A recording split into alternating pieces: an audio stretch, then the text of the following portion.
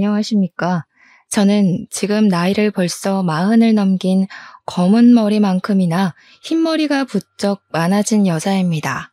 제 기구한 인생이 달라지기 시작한 건 고작 몇 년 되지 않았습니다. 저는 몇 년 전 달라진 인생을 살기 전까지 정말 힘들게 살아왔습니다. 하루하루 눈을 뜨는 게 두렵고 치가 떨릴 정도로 말입니다. 저는 왜 항상 힘든 일은 저에게만 찾아오는지, 제가 전생에 무슨 죄를 지었길래 이 모양 이 꼴로 살아야 하는지 고민이 많았습니다. 저의 지난 인생, 그리고 달라진 제 인생을 차근차근 여러분께 한번 살풀이하듯이 풀어보려고 합니다. 제 이야기를 끝까지 들어주시고 저의 내일을 함께 응원해 주시면 감사하게 생각하겠습니다. 저는 정말 찢어지게 가난한 집의 넷째 딸로 태어나 아무런 지원을 받지 못하고 항상 구박을 받으면서 살아왔습니다. 태어났을 때부터 울면 시끄럽다는 이유로 쫓겨나게 일쑤였고, 제가 할 수 있는 건 부모와 형제 자매의 눈치를 보면서 손가락을 빨아대는 일밖에 할 수가 없었습니다. 항상 구멍이 뚫린 옷을 감추며 입어야 했고, 밖에 나가서 뛰어논다는 건 상상도 할 수 없는 일처럼 여겼습니다. 저는 배가 고플 때도, 마음이 허전할 때도, 구박을 받을까 눈치를 볼 때에도 항상 엄지손가락을 쭉쭉 빨면서 구석에 쭈그려 앉아 있었습니다. 그래서 제 엄지손가락이 약간 기형의 형상을 띠고 있는데, 하도 손가락을 빨아 버릇해서 모양이 휘어 이상하게 자란 것입니다. 정형외과에 일찍 가서 치료만 받았어도 제 손가락이 이렇게 이상한 모양으로 자라지 않았을 텐데, 우리 부모는 저를 병원에 데려가는 것을 사치라 여겼습니다. 그 시절이 이런 거 하나 고치지 못하는 낙오된 시대도 아니었는데도 말입니다. 우리 부모가 애를 5이나 낳은 건 아들이 필요해서가 아니었습니다.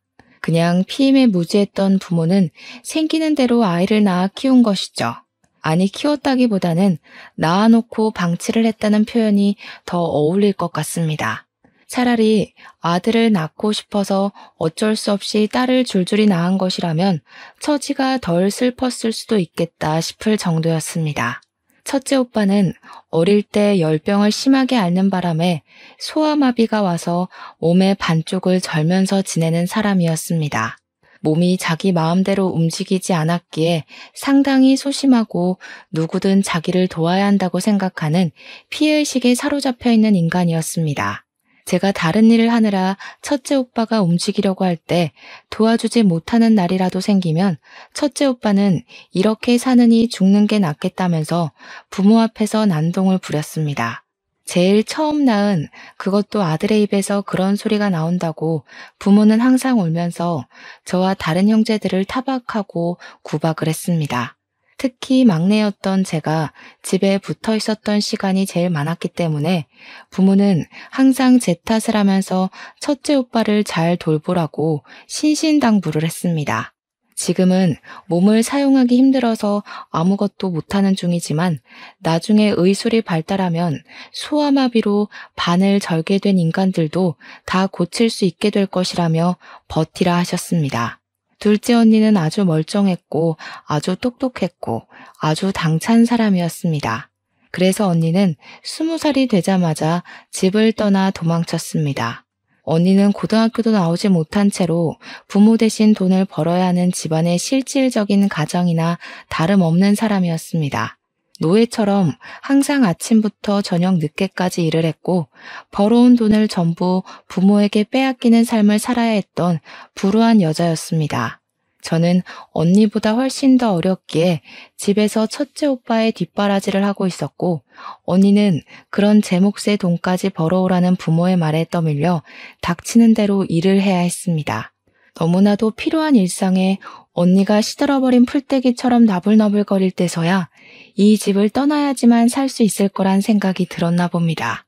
저에게만 살짝 도망가라는 말을 남기고 모두들 잠든 새벽에 호련히 사라져버렸습니다. 둘째 언니가 도망을 쳤다는 사실을 알게 된 부모는 분노했고, 밤이고 낮이고 언니가 떠난 대문을 향해 저주를 퍼부었습니다. 돌에 맞아 죽을련, 가다가 차에 치여 죽을련 하면서 차마 부모로서는 입에 담지도 못할 말들을 퍼부었습니다. 저는 그런 부모에게 기가 콱 눌려 아무것도 하지 못했고, 항상 언니가 마지막에 남겨준 도망가라는 말만 귓가에 왱왱 담아둔 채 하루를 살았습니다. 셋째 오빠는 술독에 빠져 사는 알코올 중독자였고, 수가 틀리면 집안의 모든 집기를 던지는 몹쓸 버릇을 가지고 있는 놈이었습니다. 부모조차도 그를 말릴 힘이 없어서 항상 셋째 오빠를 피해 몸을 숨겨야만 했습니다. 저는 첫째 오빠 옆에서 거동을 도와야 했기에 셋째 오빠의 매질을 피할 수가 없었습니다. 어느 날부터는 제가 제일 만만하다고 생각을 했는지 저만 괴롭히기 시작했습니다. 저는 셋째 오빠가 술을 마시고 들어오거나 집에서 술판을 벌일 때가 제일 무서웠습니다. 부모의 잔소리도 첫째 오빠의 피해의식보다 셋째 오빠의 매질이 가장 아프고 힘들었기 때문입니다. 우리 막내는 태어나고 얼마 되지 않아 갑자기 죽어버렸기에 기억도 나지 않습니다. 그러다 보니 세월이 지나 제가 17이 되었을 때부터 이 집안에서 일을 할 수 있는 사람은 오로지 저 하나뿐이었습니다. 이미 둘째 언니는 도망을 간 상태였고 거동이 불편한 첫째 오빠, 술에 취해 있는 셋째 오빠를 대신해 그 몫을 해낼 사람은 저뿐이었습니다. 저도 둘째 언니처럼 도망이라도 갈 수 있었다면 얼마나 좋았을까요? 하지만 우리 부모는 그렇게 호락호락한 사람이 아니었습니다. 둘째 언니가 도망을 가버린 그날 이후부터 줄기차게 저를 감시하고 들었기 때문입니다. 처음에는 제가 둘째 언니와 따로 연락을 하고 지내는 줄 알고 다시 둘째 언니를 잡아오려고 했는지 저의 동태를 감시하기 시작했습니다. 하지만 둘째 언니가 어디로 갔는지 전혀 모르는 눈치를 보이자 그 뒤부터는 저도 언니처럼 도망을 갈까 싶어 감시를 하기 시작했습니다. 본격적으로 제가 돈을 벌어오기 시작한 그날부터는 언니처럼 도망을 가지 못하도록 제 방문을 밖에서 잠그기 시작했습니다. 언니가 도망을 가게 된 것은 본인들의 뼈저린 실수라면서 그런 실수는 한 번으로 족하다고 말했습니다. 저는 밤에는 화장실조차 갈 수 없었습니다. 제 방문에 밖에서 잠겨 있었기에 방문을 열 수가 없었기 때문이었습니다. 항상 제 방에는 낡은 요강이 들어있었고 야밤에 화장실이라도 가고 싶으면 그 요강을 사용해야 했습니다. 부모가 열어주지 않으면 방 밖으로 나갈 수 없었으니 아침에 일을 나가야 할 시간이 되어 문이 열리면 그제야 그 좁은 방을 탈출할 수 있었습니다. 제 방 창문에는 쇠창살까지 달려 있었습니다. 제가 작고 왜소한 체형을 가지고 있었기에 창문으로 탈출할지도 모른다는 두려움이 있었던 겁니다. 도대체 이게 부모로서 할 일이 맞습니까? 저는 정말 사육당하는 동물처럼 그 집에서 돈 벌어오는 기계로 지내고 있었습니다. 제 나이 26살이 될 때까지도 제대로 된 교육 한 번 받지 못하고 공장에서 내도록 일만 해야 했습니다. 제가 공장에서 도망을 치면 되지 않겠냐 싶겠지만 그럴 수 있었다면 제가 진작 집을 떠나왔겠죠. 공장 주인이 부모님 친구분이셨는데 하루 종일 제 근처에 서서 제가 일하는 모습을 감시하곤 했었습니다. 그들에게 저는 언제든지 도망을 갈 수 있는 존재이기도 했고 배은망덕한 피가 흐르는 불손한 존재이기도 했습니다. 제 변명 같은 건 들을 생각도 없는 사람들이었고 부모는 저를 직접 출근시키고 직접 퇴근시키는 귀찮은 일을 하면서도 제가 도망갈까 쉬지 않고 감시를 했습니다. 공장에서 화장실을 갈 때도 항상 2인 1조로 다녀야만 했고요. 제가 힘듦을 토로할 때마다 더 열심히 하라는 채찍질만 저에게 돌아왔습니다. 그렇게 번 돈은 모조리 우리 부모의 통장으로 꽂혔기 때문에 제 주머니에는 떡볶이를 사 먹을 돈 1,000원도 없었습니다. 매일 똑같은 하루가 반복되다 보니 오늘이 무슨 요일인지도 모르고 살던 어느 날 저에게 뜻밖의 기회가 찾아오게 되었습니다. 공장을 사찰하러 온 본사 직원의 눈에 제가 딱 들어오게 되었던 것입니다. 근속도 매우 좋고 야근이고 특근이고 빠짐없이 참여하고 공장에서 저만큼 오랜 시간 꾸준히 일을 했던 사람도 없었던 것입니다. 제 나이 17살 때부터 일을 시작했으니 10년이나 단 하루도 쉬지 않고 근속을 이어간 아주 성실한 인재였던 것입니다. 그러니 본사 직원이 제 근속을 보고 스카우트 제안을 해온 것입니다. 월급을 올려줄 테니 수도권으로 올라올 생각이 없냐는 것이었습니다. 월급이 지금보다 오른다 한들 제 주머니 속으로 들어오는 것이 아니었기에 제겐 그리 솔깃한 제안은 아니었습니다. 특히 우리 부모는 제가 도망을 가기라도 할까봐 죽어도 안 된다고 했는데 본사 직원은 이상하게도 저에게 집착을 하기 시작했습니다. 본사 직원이 뭐가 아쉬워서 저를 자꾸 데리고 가려고 하는지 이해할 수 없었는데 저도 하루 이틀 생각을 해보니까 본사로 가게 된다면 이 지긋지긋한 생활을 청산할 수 있을 것 같았습니다. 일단 부모의 감시를 피하기 훨씬 쉬워질 테고 부모의 두려움처럼 제가 도망을 갈 수 있는 틈이 생기지 않을까 싶었던 것입니다. 쭉 포기하고 있었던 제 삶에 한 줄기 빛이 들어오는 듯한 착각을 하게 되었습니다. 저는 본사 직원에게 몰래 가고 싶은 마음이 있으니 우리 부모를 조금만 더 설득해달라고 부탁을 했고 본사 직원은 의아해하면서 저희 집을 방문했습니다. 제 의지만 있으면 충분히 수도권 공장으로 옮길 수 있는데 왜 그 나이를 먹도록 부모의 허락이 필요하다고 하는 건지 이해를 하지 못한 것이겠죠. 하지만 본사 직원이 집을 방문해서 부모에게 이야기하러 왔다가 집안 꼴을 보고 무척이나 놀란 것입니다. 술에 취해서 부모도 못 알아보는 둘째 오빠와 몸이 병신인 첫째 오빠, 거기다가 제 방문 바깥에 달린 걸쇠를 보고 얼굴이 점점 굳어가더군요. 당연히 제가 학대를 당하고 있다고 생각을 했던 본사 직원은 바로 경찰에 신고를 했고 경찰이 집에 방문해서 제 방의 걸쇠와 제 방 창문의 쇠창살을 보고 사진을 찍더군요. 제 증언을 토대로 제가 오랜 시간 학대를 당하고 있었다 판단한 경찰은 부모를 고소하자고 했고 저는 든든한 그들을 방패 삼아 부모를 고발하게 되었습니다. 하지만 우리 부모는 예상보다 훨씬 뻔뻔한 사람이었습니다. 재판부에서도 저의 편을 들어주지 않아 감옥에 가지 않고 집행유예로 풀려나게 되었어요. 꼼짝없이 그 집에 갇히게 되겠구나 하고 생각했으나 한 가지 다행인 건 저에 대한 접근 금지 조치가 취해졌다는 것이었습니다. 하지만 우리 부모의 협박은 계속되었습니다. 저와 접근을 할 수 없으니 꾸준히 다른 사람을 통해 수도권으로 올라간다 하더라도 돈을 보내라는 협박을 했습니다. 돈을 보내지 않으면 어떻게 해서든 저를 찾아가 죽여버릴 거라며 협박을 했습니다.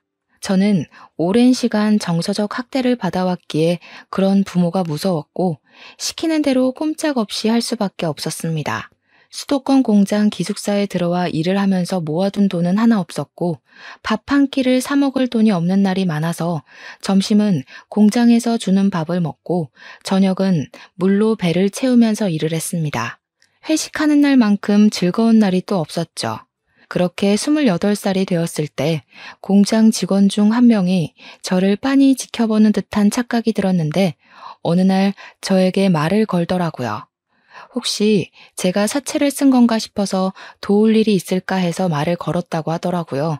왜 밥을 먹지 않는 거냐고 공장에서 지급하는 점심밥만 먹지 않냐고 하더라고요. 저는 솔직히 부끄러워서 아무 말도 할 수 없었습니다. 공장에서 받는 돈이 꽤 되는데도 불구하고 돈이 없어서 물배를 채운다는 말을 어떻게 하겠습니까? 제가 고개를 푹 숙이고 있자 저녁을 든든하게 먹어야 잠도 잘 오는 거라면서 저에게 고기를 사주겠다고 하더라고요. 퇴근하고 공장 앞에 있는 삼겹살집에 데려가서 밥을 사주시는데 너무나도 감사하더라고요. 그분은 저보다 4살이 많은 남자 선배였는데 저에게 밥을 사주시면서 하는 말이 몇 개월간 제가 자꾸 눈에 밟혀서 저를 지켜봤다고 하더라고요. 저는 남에게 관심이라는 걸 받아본 게 처음이었던지라 너무나도 그 작은 관심이 좋아서 술을 마시고 제 이야기를 줄줄 늘어놓기 시작했습니다. 그러니 깜짝 놀라면서 접근 금지인데다가 찾아올 수도 없는 사람이니 겁을 먹지 말라고 걱정하지 말라고 하더라고요. 돈을 안 붙여도 되지 않겠냐고 기숙사 자체도 외부인이 들어올 수 없으니까 급여 통장부터 바꿔버리라고 했습니다. 제 노력으로 번 돈을 왜 가족에게 전부 쏟아붓고 있냐고 그렇게 한다고 한들 그 사람들이 감사할 것 같냐고 하면서 미련하다 하더라고요. 제 통장이랑 카드를 부모가 들고 있다고 하니 통장을 새로 발급받아서 급여 통장을 바꾸면 된다고 어려운 일이 아니라고 했습니다. 저는 부모가 원하는 대로만 살아왔기 때문에 그런 사실을 하나도 몰랐던 것이었습니다. 저는 결국 그 선배의 도움으로 통장을 새로 발급받을 수 있었고, 새 통장으로 월급 통장 또한 교체를 하게 되었습니다. 선배는 저에게 휴대폰 번호도 바꿔버리는 것이 좋겠다고 했고, 인터넷에 들어가서 손쉽게 번호도 바꾸어 주었습니다. 그리고 경찰서에 다시 찾아가서 접근금지 연장 신청을 하라고 하더군요. 저는 접근금지 연장 신청이라는 게 있는지도 몰랐기 때문에 경찰서에 찾아가 이것저것 물어보았고, 학대 이력과 집행유예 기간을 인정받아 접근금지 기간을 연장시킬 수 있었습니다. 그 모든 일이 일사천리로 이어지자 부모는 공장으로 전화를 해서 저를 당장 바꾸라고, 고향으로 내려오게 하라고 난리를 쳤습니다. 하지만 부모의 생때는 저에게나 통했던 것이지 남들에게는 그냥 정신 나간 진상인간들로밖에 보이지 않았던 것입니다. 제가 처한 상황을 미리 공장 측으로 말을 해두고 본사 직원이 경찰서에 신고를 했던 이력과 소문이 공장에 떠돌고 있었기에 부모가 저에게 직접적으로 연락할 수 있는 방법은 존재하지 않았습니다. 거기다가 접근금지 명령을 어기게 되면 집행유예 기간이라 가중처벌을 받을 수 있어서 부모가 함부로 절 찾아오지 못했습니다. 하지만 우리 불도저 같은 부모는 몇 번이나 공장 앞으로 저를 찾아왔어요. 물론 저를 만나지는 못했습니다. 공장 특성상 관계자 이외에는 출입이 금지되어 있었기 때문에 부모는 허공에 대고 제 욕을 하고 사라지는 일밖에 할 수 없었네요. 월급날 저는 처음으로 제 통장에 찍힌 260만 원을 보고 너무 놀라서 눈물을 줄줄 흘렸습니다. 저는 그 돈을 어떻게 써야 하는지도 몰라서 그냥 제가 너무너무 먹고 싶었던 떡볶이를 사 먹었습니다. 시장에서 파는 2,000원짜리 떡볶이 말고 2인분에 12,000원이나 하는 즉석 떡볶이를 저를 도와준 선배와 함께 가서 사 먹었습니다. 선배는 저에게 참으로 힘들게 살았겠다면서 그동안 고생했다고 저의 처지를 안타까워하면서 위로도 해주었습니다. 본인은 홀어머니와 둘이 살고 있는데 자기도 참 힘들게 살았었던 과거가 있어서 제가 사채 빚에 쪼들리고 있는 줄 알았다고 했습니다. 지금은 물론 빚도 다 갚았고 홀어머니가 운영하는 식당 장사가 무척이나 잘 되고 있어서 여유 있게 살고 있긴 하지만 과거를 생각하면 치가 떨릴 정도로 힘들었다고 하더라고요. 공장에서 일한 지 오래됐죠? 네, 저 이제 12년 차예요, 벌써. 와, 엄청 동안이네. 그러면 나이가 32살? 나랑 동갑이라고요? 나보다 어리다고 하지 않았어요? 네, 저 28살이에요. 제가 공장에서 17살 때부터 일을 했거든요. 17? 학교도 안 다니고 공장에서 일을 했단 말이야? 어떻게 부모라는 탈을 쓰고 그런 기본 교육까지 못 받게 하고 돈이 뭐라고 그 어린 학생을 공장에 취직을 시켜서 이 나이 먹도록 착취를 할 수가 있어. 선배는 마치 자기 일처럼 화를 내주었고 저는 그게 고맙기도 하고 속이 시원하기도 해서 눈물이 절로 났습니다. 타인에게 받은 따뜻한 온정이라 너무 좋았어요. 저는 자연스럽게 선배와 어울려 다니기 시작하면서 선배에게 동료 그 이상의 감정을 느끼기 시작했습니다. 제가 어릴 때부터 잘 먹지 못해서 엄청 말랐었는데 선배는 제가 살이 쪄야 한다고 공장 근처에 맛집이 엄청 많은 거 알고 있냐며 물어보시더라고요. 사실 저는 뭘 먹어도 너무너무 맛있었거든요. 그래서 맛집을 잘 모른다고 하니까 저를 데리고 이 집 저 집 다니면서 맛있는 걸 찾아 먹여주기 시작했습니다. 세상에 어디서도 못 본 맛있는 음식들이 너무 많더라고요. 저는 살도 점차 오르기 시작했고 얼굴 때깔도 고와지기 시작했습니다. 삐쩍 말랐을 때는 인기도 없었고 누가 먼저 말을 걸거나 하는 일이 없었는데 오히려 살이 좀 붙고 얼굴 안색이 좋아지고 하니까 사람들이 따라 붙더라고요. 공장 남자 직원들에게 선물도 처음 받아봤다니까요. 그러니까 선배가 저한테 그런 말을 하더라고요.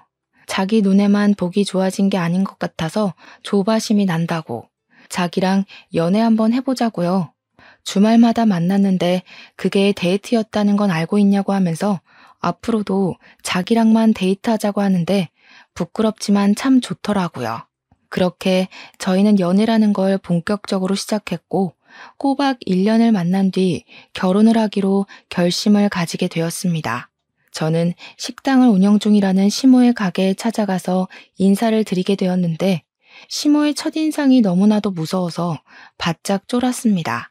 얼굴에 심술이랑 욕심이 덕지덕지 붙인 인상이었는데 마치 우리 엄마를 보는 듯한 기분이 들어서 마음 한구석이 콩닥콩닥 걸렸습니다.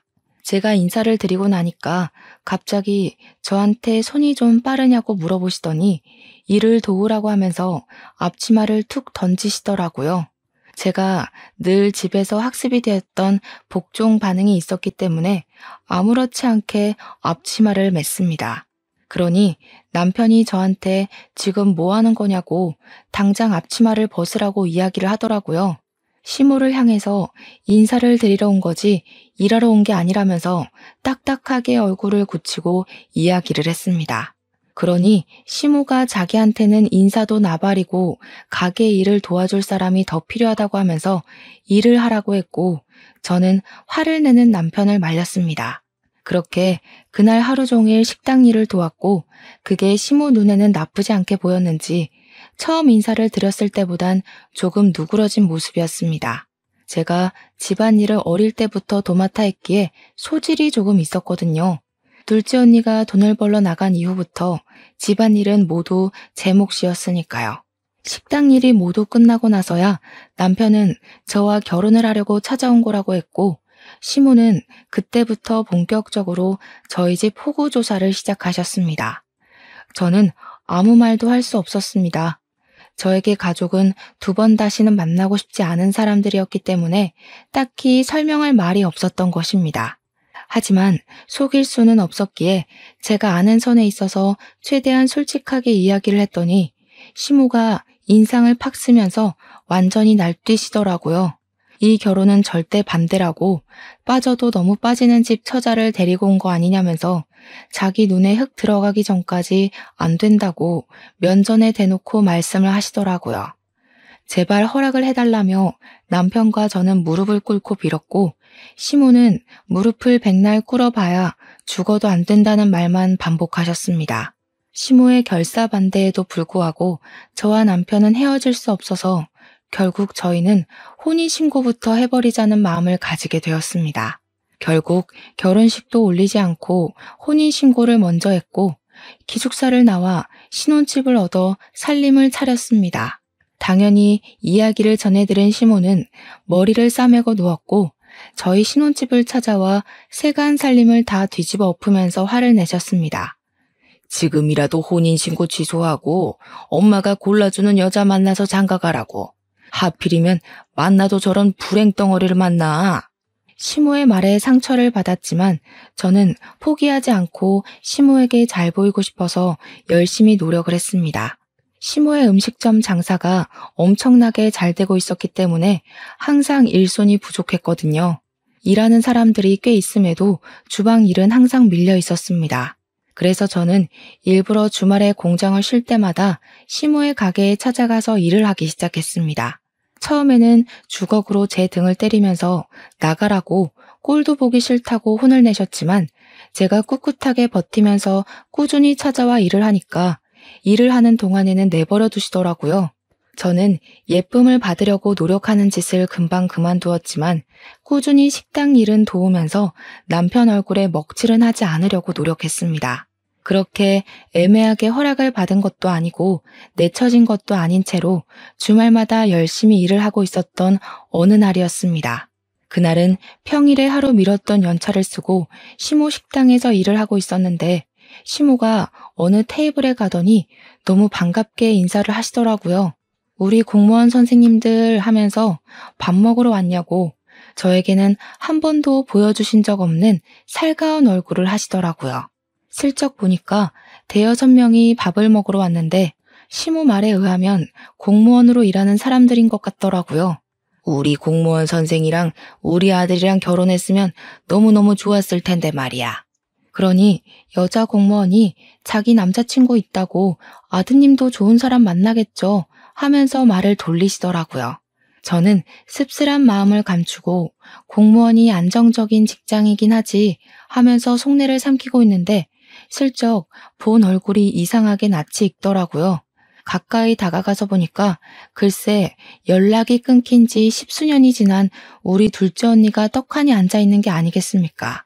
제가 놀래서 언니 하고 부르니까 언니도 눈이 커다랗아져서는 진서야 하면서 제 이름을 부르더라고요. 언니, 우리 진이 언니 맞아? 언니, 아이고 진서야, 어떻게 살았어? 여긴 어떻게 온 거야? 가족들 전부 이쪽으로 이사 온 거야? 그런 거야? 아니야 언니, 난 집에서 도망쳤어. 혼자 여기 와서 지내고 있고. 주변 사람들이고 시모고 전부 둘이 어떻게 아는 사이냐고 궁금해했고 둘째 언니는 제가 친동생이라며 저를 소개해 주었습니다. 언니는 그동안 궁금한 게 많았는지 저에게 어떻게 살았던 거냐고 저를 두고 혼자 도망치는 게 너무나도 마음에 걸렸다면서 눈물을 글썽였습니다. 저는 저기 길 건너 공장에서 일을 하고 있고 여기는 우리 시어머니 가게라고 이야기를 하니까 결혼까지 한 거냐면서 무척이나 놀라더라고요. 슬쩍 시모를 바라보고 반대가 좀 심하셔서 혼인신고만 하고 같이 살고 있다고 하니까 시모가 멋쩍어 하면서 무슨 말을 그렇게 하냐고 하더라고요. 언니가 반대라는 말에 눈을 뾰족하게 뜨더니 시모한테 한 소리를 하더라고요. 사장님, 아니 사돈 어르신, 지난번에 음식점 위생 문제로 큰일 치를 뻔하셨던 거 기억하시죠? 그거 저희 공무원들이 지역 발전을 위해서 주위 상권들 전부 최대한 유하게 마무리해드렸고요. 그러니 시모가 우리 언니한테 쩔쩔매면서 잘 알고 있다고 이야기를 했습니다. 앞으로 우리 동생 시집살이 너무 시키지 마시고 잘해주세요. 우리 동생 정말 고생하면서 힘들게 컸습니다. 저는 언니가 제 편을 들어준 것에 감동을 받아 눈물을 찔끔 흘렸습니다. 그리고 언니에게 제가 당했던 일들을 전부 털어놨어요. 부모가 쇠창살을 달고 저를 감금시킨 것, 10년 동안이나 노동 착취를 당했던 것들 말입니다. 지금은 접근 금지 신청을 해놓고 찾아오지도 못하게 연락처도 바꾸고 살고 있다고 하니까 언니가 아주 똑부러지게 잘했다면서 저를 칭찬해 주었습니다. 그렇게 언니랑은 연락처를 교환했고 서로 안부를 물어보면서 지내게 되었는데 항상 행복이 시작되면 사건이 터지더라고요. 제가 일을 하는 공장에는 여러 가지 조가 있었는데 저는 주 5일만 일하는 주간조였고 남편은 교대 근무를 하고 있었습니다. 남편이 그날은 밤 9시쯤 퇴근을 하는 날이라서 저녁 식사를 미리 준비해 놓고 남편을 기다리고 있었습니다. 평소보다 30분 일찍 8시 반쯤 현관벨이 울리길래 남편이 일찍 퇴근을 했나 싶어서 별 의심 없이 문을 열었는데 우리 부모가 떡하니 대문 앞에 서 있더라고요. 저는 놀래서 문을 닫으려고 했지만 부모가 한 발 더 빨랐고 제 머리채를 쥐어뜯으면서 문을 열고 밀고 들어왔습니다. 저한테 망할 년이니 못돼 처먹은 년이니 하면서 저를 막 이리저리 끌고 내동댕이 치고 발길질을 시작했습니다. 당신들 지금 접근 금지 명령을 어긴 거야. 내가 경찰에 신고할 거야. 참나, 너 시간 개념 없는 건 여전하구나. 그거 어제 끝났어 멍청이야. 제가 결혼을 하고 접근 금지가 끝나가는 걸 체크하지 못했던 것입니다. 신혼생활이 즐겁고 주말이고 평일이고 일하느라 바빠서 신경을 쓰지 못했던 거죠. 저는 망연자실한 기분을 맛보게 되었습니다. 미리미리 연장을 했어야 했는데 제가 너무 바보같이 행복감에 젖어 지냈던 것이었죠.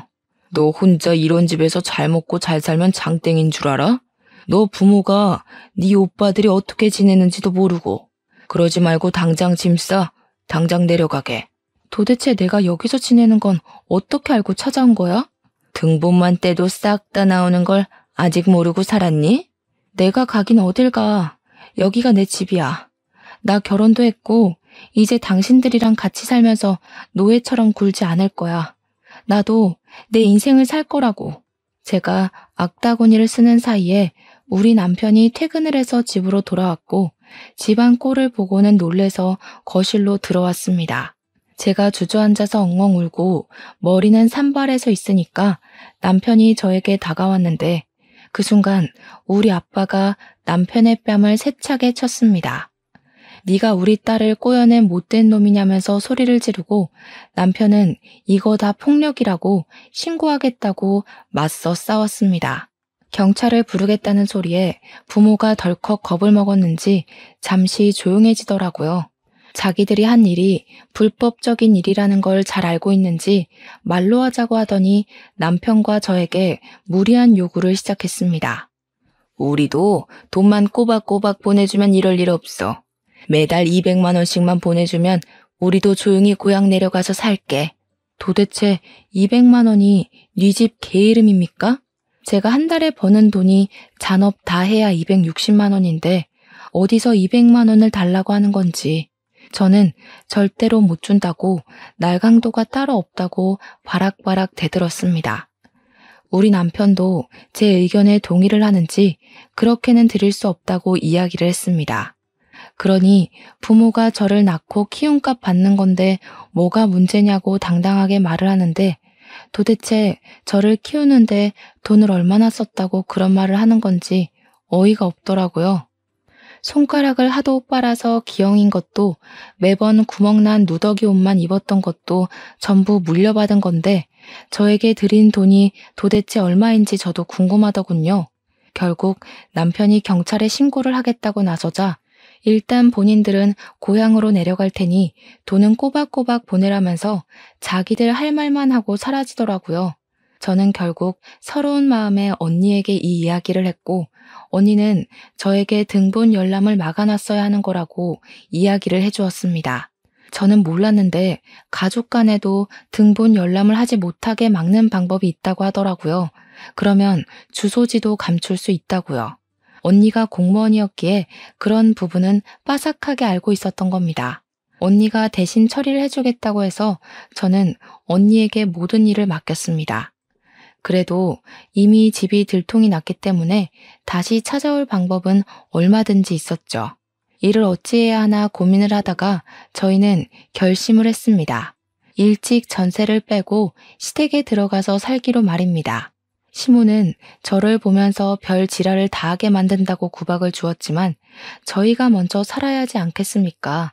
언제든지 부모가 저를 찾아와서 난동을 부릴 수 있다는 불안감을 가지고 살고 싶지 않았습니다. 그렇게 몇 주간 조용히 지내는 듯 했는데 제가 돈을 보내지 않자 부모가 또 찾아오고 말았습니다. 집을 찾아가도 사람 사는 냄새가 나지 않자 저희가 어디에 사는지를 알아내기 위해서 공장 앞에서부터 대기를 타고 미행을 하기 시작했던 것입니다. 저는 일찍 퇴근을 해서 부모와 마주치지 않았는데 우리 남편은 교대조로 근무하고 있었기 때문에 부모가 남편을 발견하고 미행을 했던 것입니다. 우리 남편은 그걸 집에 돌아오는 중간쯤에 눈치를 챘고 바로 시댁으로 오지 않고 빙빙 돌면서 부모를 따돌리려고 했습니다. 그러다가 결국 차도 앞에서 미행을 눈치챈 남편을 붙잡고 돈을 내놓으라며 실랑이가 벌어지게 되었던 것입니다. 우리 아빠가 계속해서 돈을 못 주겠다고 강짜를 부리자 열이 받아 남편을 확 밀쳤는데 그대로 도로에 떠밀리면서 사고가 난 것입니다. 신고를 받고 쌩하게 달려오던 큰 트럭에 우리 남편이 받치게 되었고 놀란 사람들이 119에 신고를 해서 긴급으로 이송이 되었지만 결국 그대로 눈을 감게 됐어요. 그곳이 큰 도로였고 트럭 운전수를 비롯해서 길거리에 있던 사람들이 전부 목격한 사실을 증언을 해주었습니다. 우리 부모는 상해죄가 아닌 살인죄로 재판을 받게 되었고 남편을 밀쳐서 사망하게 한 아빠는 징역 30년형을 받았습니다. 옆에서 같이 거들었던 우리 엄마는 끝까지 자기는 고의가 아니었음을 주장했지만 공모를 한 혐의가 인정되어 20년형을 받게 되었습니다. 둘 다 억울하다고 하면서 항소를 하겠다고 난리를 쳤지만 변호사 비용도 없는 그 인간들이 뭘 할 수 있겠습니까? 장애가 있는 아들이 있다고 눈물로 읍소를 하며 자기들이 20년, 30년 감옥에 살면 나라가 자기 아들을 죽이는 거라고 난리를 쳤습니다. 하지만 법원에서는 보호시설로 아들들을 옮기면 되지 않겠냐는 결정을 내리고 받아주지 않았습니다. 거기다가 저를 학대하고 접근 금지가 끝나자마자 저를 찾아와 난동을 부렸던 점까지 연결이 되면서 가중처벌을 받게 되었습니다. 하지만 그런 처벌을 받았다고 제 마음이 누그러지거나 풀리는 것은 전혀 없었습니다. 저는 하루아침에 남편을 잃은 과부가 되었고 하루하루 눈을 뜨는 게 괴로웠습니다. 더욱더 괴로웠던 건 제가 시댁에서 시모와 함께 지내고 있었다는 사실이었습니다. 시모는 하나뿐인 아들을 저 때문에 잃게 되었다면서 저를 볼 때마다 분노에 가득 차 있었습니다. 제가 죽었어야 했는데 자기 아들이 죽었다며 저를 원망했습니다. 하지만 가해자가 제 부모인데 제가 뭘 어쩌겠습니까? 저는 하염없이 눈물만 흘렸죠. 시모는 결국 저에게 집을 나가라고 했습니다. 그런데 글쎄 그 와중에 남편의 사망보험금에 대한 존재를 알게 됐습니다.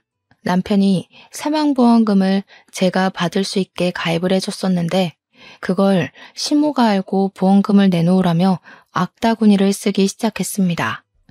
우리 아들 목숨값을 왜 가해자 딸인 네가 받냐? 당장 내놔. 그 돈으로 네가 행복하게 사는 꼴 나는 죽어도 못 본다. 내가 마지막으로 기회를 줄 테니 그 보험금을 내놓고 너는 어디 다른 집에 채취자리 마련해 줄 테니 그쪽으로 가. 그러면 저에게 사거리 지나서 있는 대형 고깃집 사장 아들이 장애가 있는데 그 집 며느리로 들어가면 돈 걱정은 없이 살 수 있을 거라고 하더군요. 첫째 오빠가 장애가 있다고 하지 않았냐면서 딱 맞는 자리라고 남편 보험금을 내놓고 저는 그 집에 들어가서 살라는 겁니다. 시모가 도대체 무슨 자격으로 저에게 이런 요구를 하는지 어이가 없어서 죽어도 싫다고 하자 그러면 보험금 내놓고 자기 집에서도 나가라고 했습니다. 어머님은 돈도 많으시면서 도대체 남편이 저에게 남겨준 보험금을 탐내시는 거예요? 애초에 난 네가 마음에 들지 않았다. 어느 한 구석도 눈에 차는 곳이 없었어. 우리 아들 목숨값으로 네가 먹고 놀고 하는 거 생각하면 기분이 더러워서 자다가도 벌떡 일어난다, 내가. 그 말에 저는 그냥 시모에게 사망보험금으로 받은 1억을 줘버리고는 다시 공장 기숙사로 돌아와 일을 하기 시작했습니다. 기숙사에 다시 들어오니까 남편이랑 살았던 그 집이 너무 그립고 제 처지가 너무 불쌍하게 여겨졌어요. 그때 우리 둘째 언니가 저에게 많은 힘이 되어 주었습니다. 저한테 공장에서 허송세월 보내지 말고 공무원 준비를 해보는 게 어떠냐고 하더라고요. 새로운 거에 도전하면 회복이 될지 안 될지 어떻게 알겠냐고 하면서 도전을 해보라고 하길래 저는 냅다 족쇄 같은 공장을 그만두게 되었습니다. 근속 연도가 꽤 있었기에 퇴직금 받은 걸로 작은 방을 하나 구해서 언니의 조언대로 공무원 시험 준비를 시작했습니다. 제가 고등학교도 졸업하지 못한 중졸이었기에 공부하는 게 정말 쉽진 않았습니다. 그렇게 1년간 검정고시 준비를 했고 공무원 시험을 3년이나 준비를 한 뒤 결국에는 당당하게 합격을 하게 되었습니다.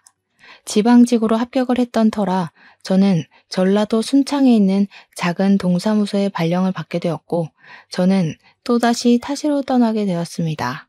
36의 나이에 신입으로 일을 한다는 게 참 힘들었지만 정이 많은 사람들 덕분에 보람이 차기도 했습니다.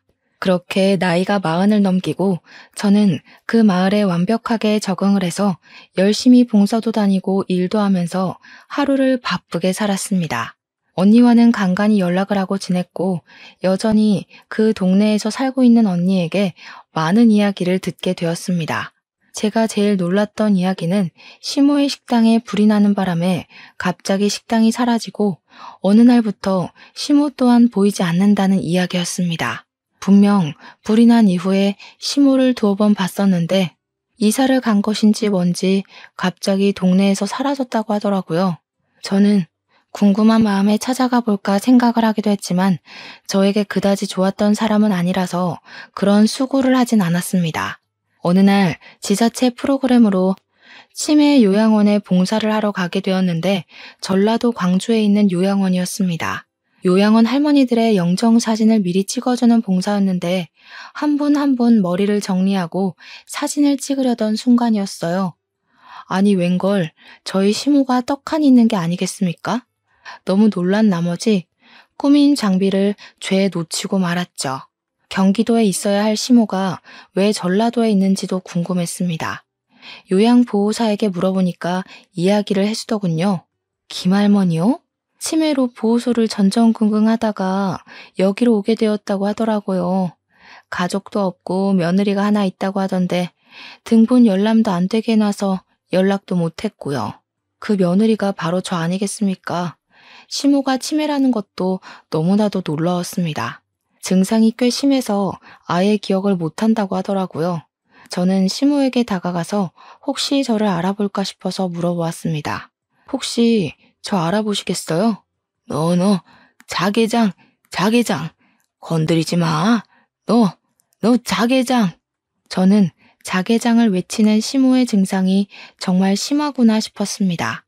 그런데 갑자기 시모가 까만 동공으로 저를 빤히 보더니 누구세요? 누구세요? 하더라고요. 참 치매라는 게 무서운 거더군요. 한편으로는 짠한 마음도 들었고요. 32살부터 40이 훌쩍 넘은 시간까지 남편을 묻고 잘 살고 있었다고 생각했는데 시모를 보니까 또 남편 생각이 나더라고요. 치매로 모든 걸 잊게 된 시모가 부럽기도 했습니다. 그렇게 8개월이라는 시간이 지나는 동안 가끔 시모를 들여다보러 요양원에 찾아갔었는데 시모가 죽었다는 연락을 받게 되었고 저는 장례식에 참석을 했습니다. 제가 며느리였으니 사망신고도 하고 정리할 게 더 없나 시모의 통장을 살피는데 현금이 한 푼도 없더라고요. 이상했죠. 제가 남편 사망보험금도 1억이나 던지고 나왔고 시모 식당 장사가 꽤 잘 돼서 현금이 많았거든요. 거기다가 불이 나서 식당이 전소됐으니 화재보험 보상금도 받았을 거고요. 통장에 돈이 없으니 정리할 것도 없겠다 싶었는데 문득 시모 집이 생각이 나더라고요. 갑자기 치매 증상이 왔으면 집 정리도 못했겠다 싶어서 하루 연차를 내고 경기도에 있는 시모 집을 찾아가니 정말 뽀얗게 먼지가 쌓여 있었습니다. 내부 정리를 하고 집도 팔아야겠다 싶어서 정리를 시작했는데 구석에 자개장이 있는 게 아니겠습니까? 시모가 저를 보고 자개장 했던 것이 생각이 나서 이리저리 보니 자물쇠로 입구가 잠겨 있던 것이 녹이 많이 쓸어 살짝만 힘을 줘도 열리더라고요. 근데 그 자개장 안에 글쎄 현금 다발이랑 금괴가 있는 게 아니겠습니까? 저는 너무 놀라서 입을 떡 벌렸습니다. 시모가 은행도 못 믿은 건지 돈이 생기면 전부 금으로 바꾸고 현금을 다발로 모아서 넣어두었던 겁니다. 거기에는 남편의 사망보험금과 화재보험금까지 다 있는 듯 했습니다. 1kg짜리 금괴가 10개는 넘게 있었거든요. 저에게 마지막에 자개장이라고 외친 게 저에게 이걸 주려고 했던 건지 절대 뺏기지 않겠다고 한 건지는 모르겠지만 저는 그것들을 전부 들고 나왔습니다. 우리 남편의 목숨값을 찾았다고 생각하니 차마 쓰진 못하겠더라고요. 그래서 저는 제 노후 자금이라 생각하고 아껴 쓰고 남은 돈을 억울한 사람들, 저처럼 가족들에게 피해를 입은 사람들을 위해 사용하기로 마음을 먹었습니다. 제 기구했던 인생이 그 지기장 하나로 달라지기 시작했고 저는 그 이후 매년 기부를 하면서 지내고 있습니다. 지옥과도 같았던 인생이었지만 끝은 이렇게 꽃 만개하는 봄처럼 다가왔어요. 저는 저처럼 피해를 입은 사람들에게 희망이자 용기가 되길 바라는 마음으로 진심을 다해 봉사하고 기부할 생각입니다. 여러분들도 욕심 부리지 않고 좋은 뜻으로 사람을 대하면 언젠간 봄날이 오지 않을까요? 아무튼 제 긴 사연 들어주신 여러분 정말로 감사합니다. 좋은 하루 보내세요.